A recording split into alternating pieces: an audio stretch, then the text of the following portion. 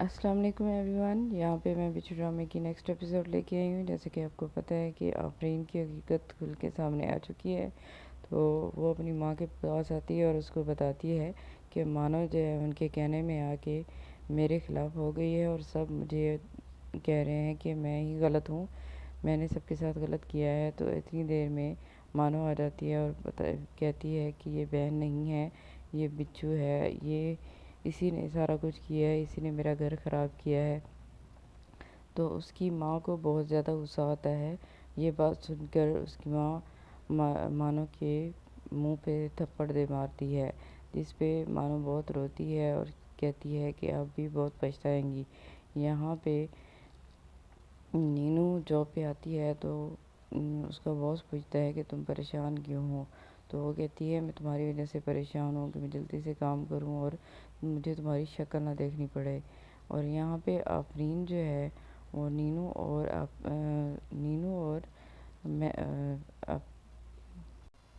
اور ناروین کی باتیں سن لیتی ہے اور پھر ان کی ویڈیو بنا دیتی ہے۔ اور یہاں پہ آفرین کی امی اپنے ہسبینڈ سے کہتی ہے کہ آج مانو نے بہت بدتمیزی کی ہے اور میں نے اسے تھپڑ مارا ہے۔ تو یہاں پہ مہرین اور اس کی امی کہتے ہیں کہ نینو کیوں ہمارے بیٹے کے پیچھے پڑی ہوئی ہے۔ تو یہاں پہ آفرین اپنے شوہر سے کہتی ہے کہ آنٹی مجھ سے ناراض ہے، پتہ نہیں کس وجہ سے وہ مجھ سے ناراض ہے اور وہ مجھے ہی قصوروار ٹھہرا رہی ہے۔ یہاں پہ نینو جو ہے وہ مانو جو ہے وہ اقرار کے ساتھ بیٹھتی ہے اور کہتا ہے کہ اچھا کیا ہے کہ تم گھر واپس آ گئی ہو اور تم نے حقیقت کو مان لیا ہے۔ اور یہاں پہ اس کی حقیقت کو پیش کرنے کے لیے ابرار کی امی جو ہے وہ اپنے بڑے بیٹے کو اپنے پاس بلاتی ہے کہ آفرین جو ہے جھوٹی ہے، یہ مجھے مارنا چاہتی ہے تعویذ کر کے۔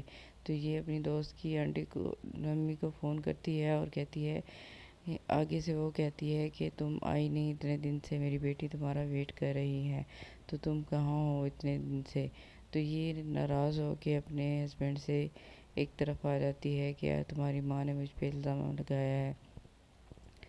یہاں پہ آفرین، نینو اور مہرین بیٹھی ہوتی ہیں اور باتیں کر رہی ہوتی ہیں۔ تو یہاں پہ نینو کا بڑا کزن آ جاتا ہے اور کہتا ہے کہ تم سب جھوٹی ہو۔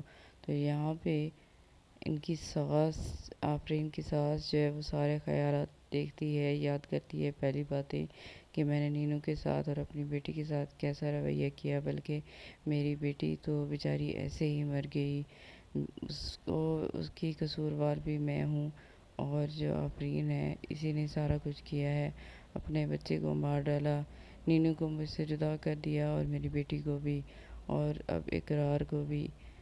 تو بہت روتی ہے اور خیال دیکھتی ہے۔ یہاں پہ اقرار کو اس کا بڑا بھائی کہتا ہے کہ وقار ابھی بھی آفس جوائن کر لے، میں نے اسے پہلے بھی کہا تھا اور اب بھی کہہ رہا ہوں، اس کے لیے آفس کے دروازے ہمیشہ کھلے ہیں۔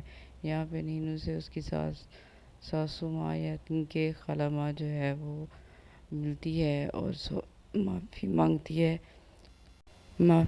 ہے اور گلے سے لگا لیتی ہے اور اس کے ہاتھ چومتی ہے، مجھے معاف کر دو، میں نے ساری زندگی آفرین کی باتیں مانی ہیں، آفرین پر اندھا یقین کیا ہے، جبکہ وہ اس لائق بھی نہیں تھی کہ میں اس پہ کوئی اعتبار کروں۔ تو میری ویڈیو کیسی لگی؟